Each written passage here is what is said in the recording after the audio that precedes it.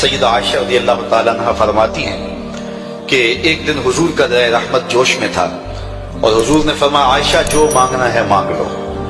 میں نے عرض کی یا رسول اللہ اگر آپ اجازت دیں تو میں اپنے باپ حضرت ابو بکر صدیق رضی اللہ تعالیٰ عنہ سے مشورہ نہ کر لوں کہ میں نے کیا مانگنا ہے؟ تو فرمایا کہ جاؤ مشورہ کر لو، مشورے کی اجازت بھی ہوگی۔ میں اپنے والد گرامی کی خدمت میں حاضر ہوئی اور کہا کہ دریائے رحمت جوش میں ہے اور رحمت کا باڑا برس رہا ہے۔ حضور نے فرمایا عائشہ جو مانگنا ہے مانگ لو، یہ اتنا سنہری موقع ہاتھ آیا ہے تو میں چاہتی ہوں کہ کوئی مانگوں تو اہم شے مانگوں۔ تو آپ کی خدمت میں حضور سے اجازت پا کے حاضر ہوئی ہوں، مجھے بتایا جائے کہ میں حضور سے کیا مانگوں تاکہ کوئی چھوٹی چیز نہ مانگوں، بڑی چیز مانگوں۔ تو حضرت ابو بکر رضی اللہ تعالیٰ عنہ نے فرمایا کہ بیٹا حضور سے جا کے کہنا کہ معراج کی خلوت خاص میں اللہ نے آپ سے جو راز کی باتیں کی تھی ان باتوں میں سے ایک بات بتا دو۔ مانگا بھی تو علم مانگا، اور عائشہ میرے سے وعدہ کرو جو حضور بتائیں مجھے بھی آگے بتانا ہے۔ ام المومنین حاضر خدمت ہو گئیں۔ حضور نے پوچھا عائشہ مشورہ ہو گیا؟ کہا جی حضور ہو گیا۔ کہا مانگو کیا مانگتی ہو؟ کہا حضور معراج کی خلوت خاص میں جب اللہ کے حضور حاضر ہوئے رب نے آپ سے راز کی باتیں کی تو ان باتوں میں سے ایک بات بتا دیں۔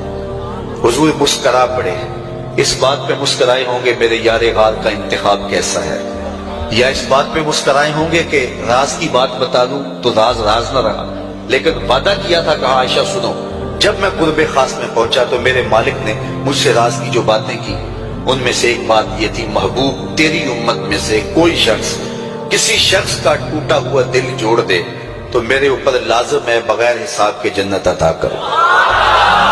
ام المومنین بہت خوش ہوئی اور اپنے والد گرامی سیدنا ابو بکر صدیق رضی اللہ تعالیٰ عنہ کے پاس آئیں اور ساری کہانی سنائی۔ بہت خوش تھی، لیکن حضرت ابو بکر صدیق رضی اللہ تعالیٰ عنہ نے سنا تو رونے لگے۔ تو ام المومنین سیدہ عائشہ رضی اللہ تعالیٰ عنہ نے عرض کیا میرے والد گرامی یہ بات رونے والی تو نہیں ہے، ہم بسا اوقات کسی دکھی کے کام آ جاتے ہیں، کسی کا دکھڑا بیٹھ کے سن لیتے ہیں، کسی کی ڈھارس بنا دیتے ہیں، کسی کے کام آ جاتے ہیں، یہ تو بخشش کا بہانہ ہاتھ آ گیا اور آپ اس پہ رو رہے ہیں۔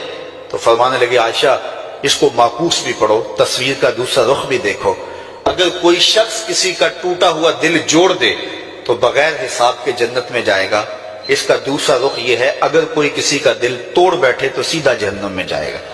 میں اس بات پہ رو رہا ہوں کہ ہم سے کسی کا دل نہ ٹوٹ گیا ہو۔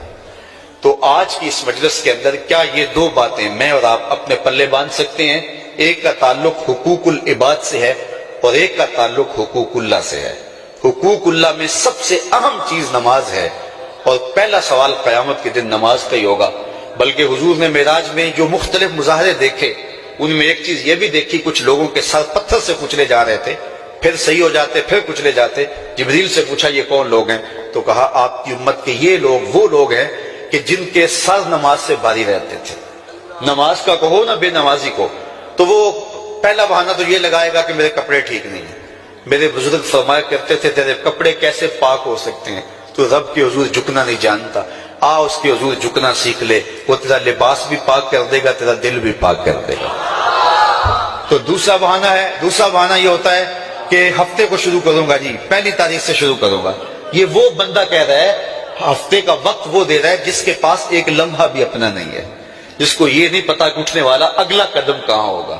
وہ کہتا ہے انشاءاللہ ہفتے سے شروع کروں گا، فجر سے شروع کروں گا۔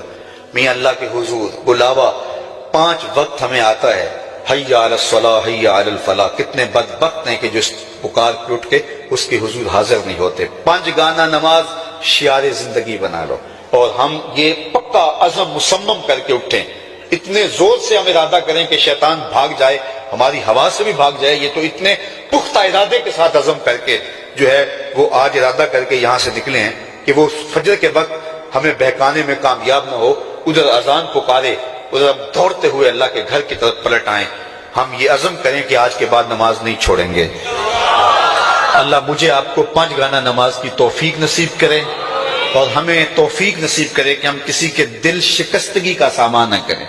ٹوٹے ہوئے دل جوڑ سکیں تو ضرور جوڑیں، اور کسی کا دل توڑنے سے ہم گریز کریں اور اپنی زندگی کو ایک خوبصورت